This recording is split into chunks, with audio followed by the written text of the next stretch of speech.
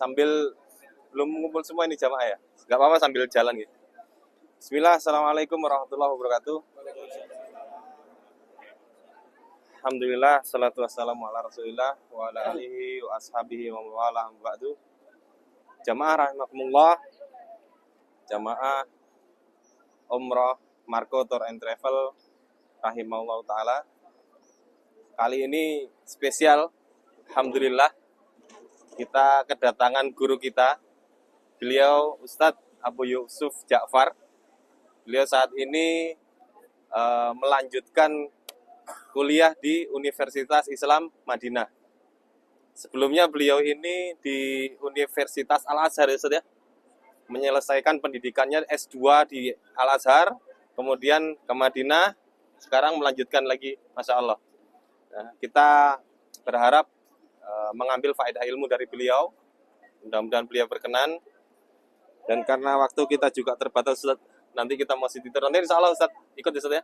Insya Allah ikut sititur dan memberikan beberapa manfaat ilmu untuk kita.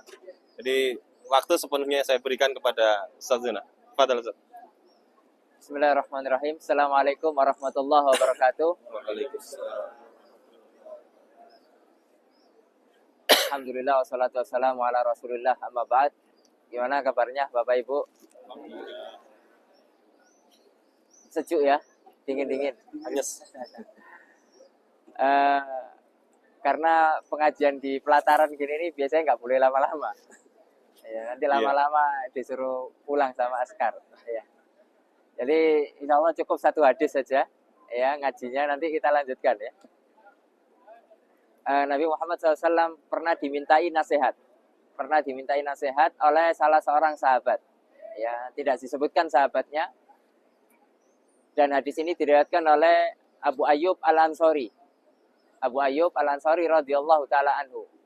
Abu Ayyub Al-Ansari itu dulu rumahnya di sekitaran sini. Ya, di arah depan sana. Di rumah beliau lah Nabi nginep. Setelah hijrah dari Mekah ke Madinah. Beliau beberapa hari di Masjid Kuba, di daerah Kuba, bangun Masjid Kuba, lalu kemudian datang ke sini. Ya, untuk kemudian bangun Masjid Nabawi. Lalu kemudian beliau mengatakan setelah dimintai wasiat ya, nasihat, beliau hanya memberikan 3 nasihat. Ini harus kita ingat. Ya. Yang pertama, wa idza qumta fi shalatika fashalli sholata muwaddi. Jika kita mau sholat, maka sholatlah seakan-akan besok kita mati. Ya. Sehingga apa? Sholat kita ini bisa khusyuk. Orang kalau dikasih tahu sama dokter divonis, ibu-ibu, bapak-bapak, naudzubillah min dzalik. Tapi ini misal saja. Pak, besok usia bapak sisa 3 jam. Besok mati insya Allah. Gitu. Kira-kira hari ini apa yang kita lakukan? Apakah kita senang-senang? Apakah kita masih sempat nonton sinetron? Apakah kita sempat yang bapak-bapak nonton bola gitu? Nggak sempat. Pasti kita akan sholat semaksimal mungkin, baca Quran. Kalau bisa semua yang kita punya kita sedekahkan. Pokoknya bekal akhirat lah. Gitu. Ya, nah begitulah. Ketika kita melakukan sholat, ya lalu kemudian kita ingat dengan kematian, niscaya sholat kita itu akan khusyuk. Dan ini tips yang paling luar biasa dari Nabi agar kita khusyuk. Ya, itu yang pertama. Kemudian yang kedua,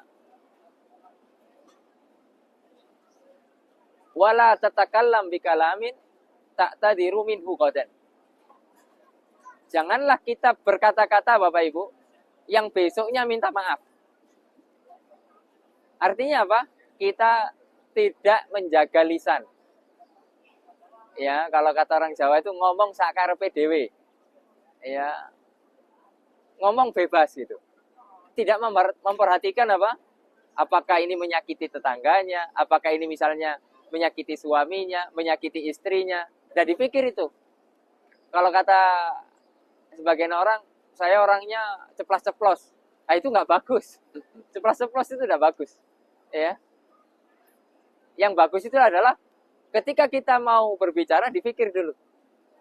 Ya, apakah perkataan saya ini memudorotkan atau membuat orang sakit hati. Ya. Kecuali memang itu adalah hal kebenaran. Ya. Itu pun tidak sembarangan harus disampaikan kebenaran itu. Ada sikonnya, ada waktunya. Ya. Oleh karenanya ini penting bagi kita untuk kita perhatikan. Oleh karena Nabi Muhammad SAW mengatakan, "Man kana yu'minu billahi wal yaumil akhir falyakul khairan aw liyasmut." Barang siapa yang beriman kepada Allah dan hari akhir, maka hendaklah dia berkata-kata yang baik atau diam. Jadi dua saja pilihannya, tidak ada yang ketiga.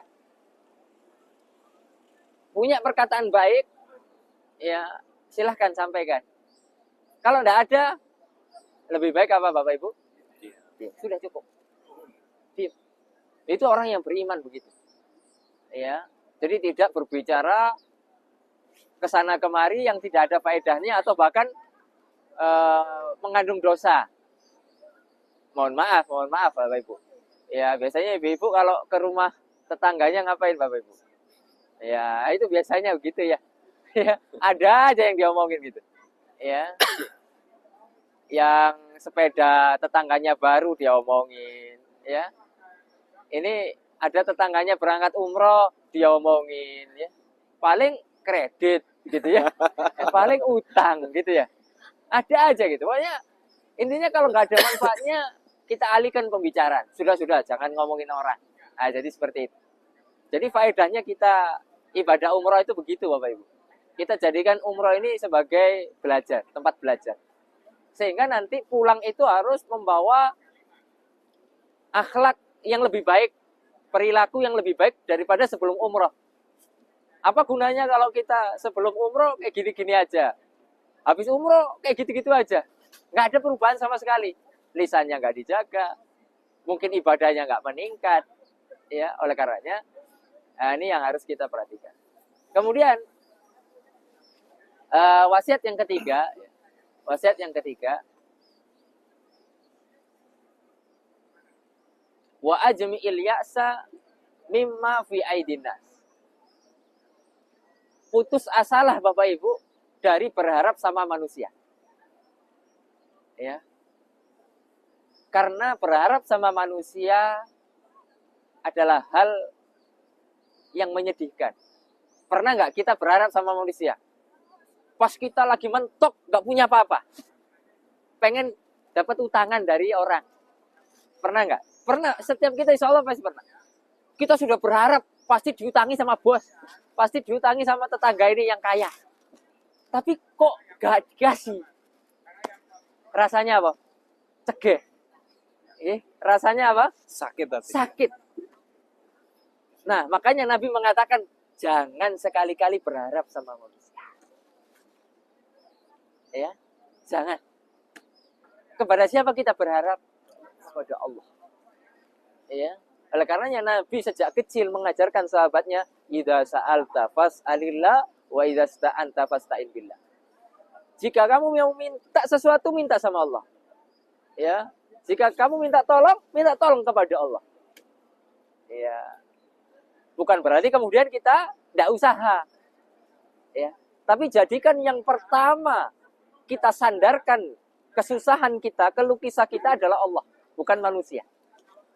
Bahkan para ulama itu sampai ketika sandalnya putus saja, sandalnya putus, itu mintanya sama Allah. Ya Allah, sandal saya putus ya Allah. Bantulah ya Allah. Apakah berhenti dari situ? Ya enggak. Habis itu baru nyari sol sandal atau beli sandal baru gitu loh.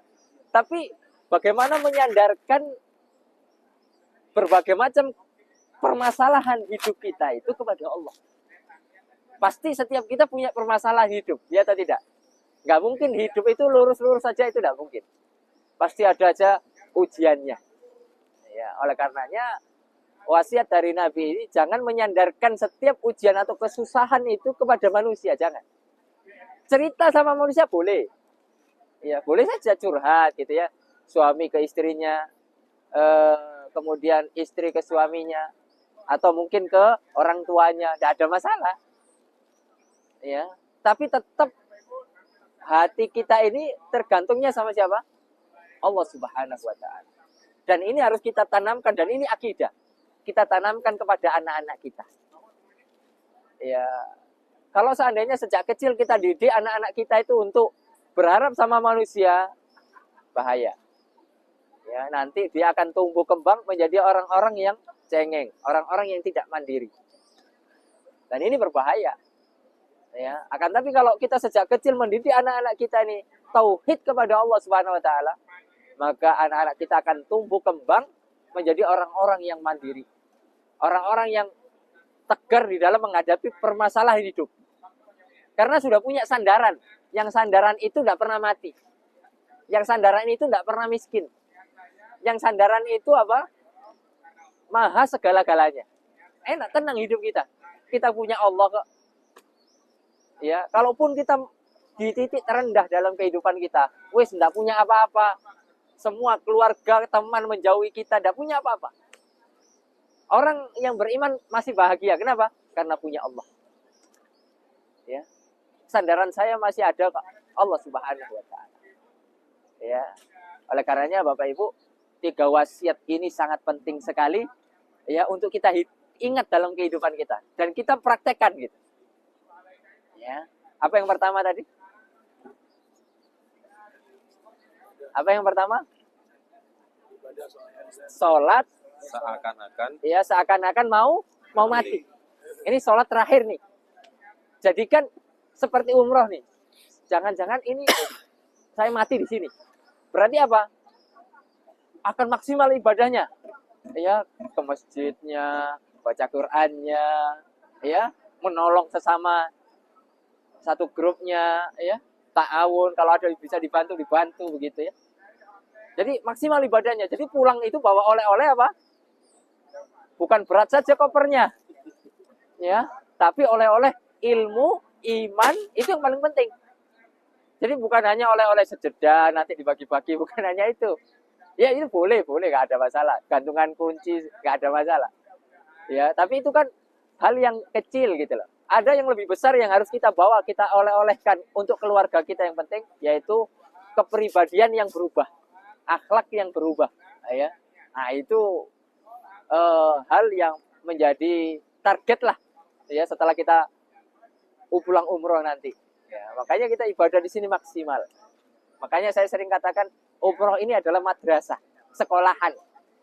Ya, tapi sekolahan nggak ada kurikulumnya. Dalam artian kita yang belajar sendiri. Ya, tentunya dengan bimbingan para ustadz-ustadz. Kemudian yang kedua apa tadi Bapak Ibu? Menjaga lisan. Ini berat atau ringan? Dosa yang paling gampang, gratis. Dosa yang paling gampang. Dosa lisan, gampang, gratis. Kita lihat orang lewat, kok elek temen dong itu. Kok jelek banget, dosa. Mudah atau susah itu? Mudah banget. Ya, ini dosa yang paling ringan nih. Maksudnya dalam artian gampang melakukannya gitu. Makanya sama Nabi, ya beliau mengatakan kalau pengen selamat tahan lisan. Udahlah, jangan ngomong yang aneh-aneh gitu. Jangan ngomong yang aneh-aneh. Nah, ini penting sekali gitu.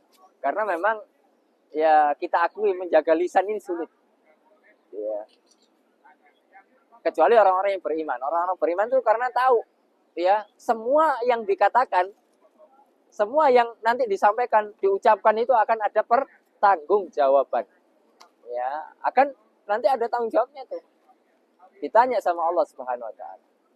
Kemudian yang terakhir apa tadi? Ya, putus asalah Bapak Ibu sama siapa? Jangan sama sekali berharap sama manusia. Kenapa? Sakit hati. Kecewa, pasti kecewa. Saya bisa katakan pasti kecewa. Kenapa? Manusia juga punya kesusahan, ya atau tidak? Manusia juga ada titik rendahnya, terpuruknya. Ya, manusia juga penuh dengan dosa. Kok kita berharap sama manusia? Ya, maka Yang harus kita lakukan adalah berharap sama siapa Bapak Ibu? Sama Allah.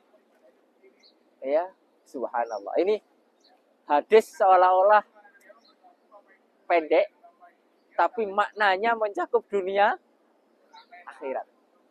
Mencakup dunia akhirat. Baik berhubungan dengan Allah, hablum minallah, dan juga berhubungan dengan siapa? Hablum minan nas. Kalau kita pengen selamat, jaga hubungan kita sama Allah, jaga hubungan kita sama selamat dunia akhirat. Ya, udah itu aja. Orang baik sama manusia tapi tidak sholat, nggak selamat. Nggak sholat, nggak ibadah, ya kepada Allah, hak Allah nggak ditunaikan, ya berbuat dosa, maksiat, syirik misalnya, nggak ngerti hak Allah itu apa, nggak mentauhidkan Allah. Nah, ini juga nggak selamat nih. Tapi ada orang yang ibadahnya kenceng, sholatnya masya Allah, ibu-ibu sedekahnya masya Allah, pakai hijab, tapi lisannya masya Allah tajam, ya seolah-olah itu sama suaminya apalagi, ya suaminya itu nggak ada benernya, bawa uang sedikit, ya diomeli, ya dicaci maki, gak cukup beras sekarang ini mahal, kok belanja segini-gini aja, misalnya begitu, ya kita mau makan apa, ya mau makan beras aja itu dimasak, ya. Pokoknya gitulah, dikasih banyak permintaannya. Ya intinya kita ini, ya ibu-ibu terutama ya, bukan berarti bapak-bapak enggak ya. Kadang bapak-bapak juga gitu, ya istrinya sudah dandan cantik, kok masih apa? Nggak dipuji gitu loh. Ya, kok masih, mah itu loh kayak tetangga sebelah itu loh. Lah kok masih ngomongin tetangga sebelah gitu. Itu loh, apa namanya, yang jaga warung sebelah itu loh. Ada janda cantik di situ. Istrinya di situ kok nggak dipuji, kok malah muji orang lain. Nah itu loh, lisan. Ya, lisan. Nah, oleh karenanya Bapak Ibu, 3 hal ini penting untuk kita ingat-ingat ya. Karena kalau kita ngaji, kemudian yang kita bahas banyak, ya itu banyak apanya? Banyak lupanya. Tapi kalau kita ngaji sedikit, kemudian kita ingat-ingat, kita amalkan, lebih bermanfaat gak? Manfaat. Ya, makanya ngajinya gak lama-lama ya. Tapi harus ingat ini. Apa satu? Ingat murojaah lagi. Satu apa tadi? Sholat. Seolah-olah apa? Besok mati. Besok kita mati. Kenapa kok harus sholat? Sholat ini penting Bapak Ibu. Ya, sholat ini penting. Nah kemudian, makanya sholat ini dijadikan tolak ukur. Makanya jangan yang penting saya akhlaknya baik, nggak sholat nggak apa-apa, jangan sampai begitu. Ya, sholat terus sambil perbaiki akhlak. Sholat. Ya, jangan sampai kita meninggalkan sholat sekalipun. Kalau pernah dulu Ustaz, taubat sama Allah. Ya, meninggalkan sholat dosanya lebih besar daripada dosa berzina. Ingat, hati-hati. Ya, ini kita didik anak-anak kita jangan sampai meninggalkan sholat. Karena nanti ada generasi setelah kita orang-orang yang meremehkan sholat.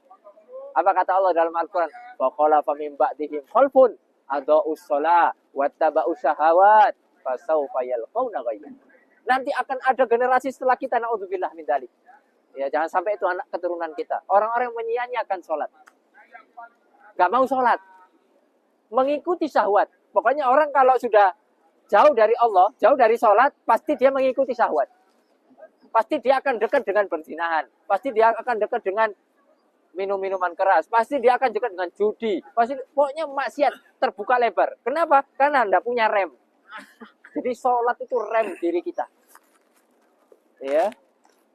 Kemudian apa tadi? Yang kedua, menjaga lisan. Ini juga penting. Ya. Apa kata Nabi tadi itu? Ini jalan keselamatan. Ya, karena kalau kita ini nggak kita jaga, nggak selamat. Ya, dan banyak buktinya. Ya, Nabi pernah mengatakan ada orang perempuan, ibu-ibu nih, rajin sholat tahajud, rajin puasa. Tapi kata Nabi, dia finnar, orang ini masuk neraka. Kenapa? Oh, ternyata dia suka ngomongkan tetangganya. Ternyata dia suka mencela orang. Nah, hati-hati. Ya, hati-hati. Ya.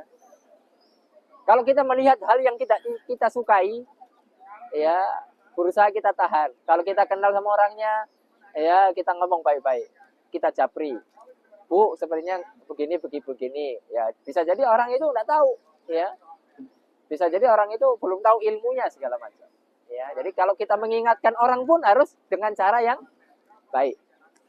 Ya, jangan kemudian kita permalukan orang itu di depan orang, di depan umum. Jangan. Ya. Kemudian yang terakhir apa? Berputus asa sama hanya kepada Allah. Ya. Kira-kira ini manfaat atau tidak? Ya, manfaat ya. Makanya ya kita tidak perpanjang lebar, kurang lebihnya mohon maaf Bapak Ibu. Insya Allah nanti kita ketemu lagi di situ tuh. Ya, insya Allah. Di kebun kurma kajian lagi. Itu tadi Ustaz, menyesuaikan tempat. Kalau nggak ya. memungkinkan nanti cari tempat yang lain Ustaz. Siap. Nanti kita kajian lagi di kebun kurma atau tempat yang lain. Ya, kurang lebihnya mohon maaf Bapak Ibu. Ya, tidak ada niat untuk menggurui. Ya, kita sharing saja. Ya. Semoga Allah Subhanahu wa taala mengampuni kita, semoga Allah memberikan keberkahan kepada kita. Kita bisa berkunjung terus ke sini. Amin. Ke Mekah ya. Wassalamualaikum Muhammad wa ala alihi wasallam. Subhanakallahumma bihamdika asyhadu an la ilaha illa anta astaghfiruka wa atubu ilaik. Wassalamualaikum warahmatullahi wabarakatuh. Waalaikumsalam warahmatullahi wabarakatuh. Alhamdulillah kita pagi yang berbahagia ini mendapatkan faedah ilmu dari beliau ya.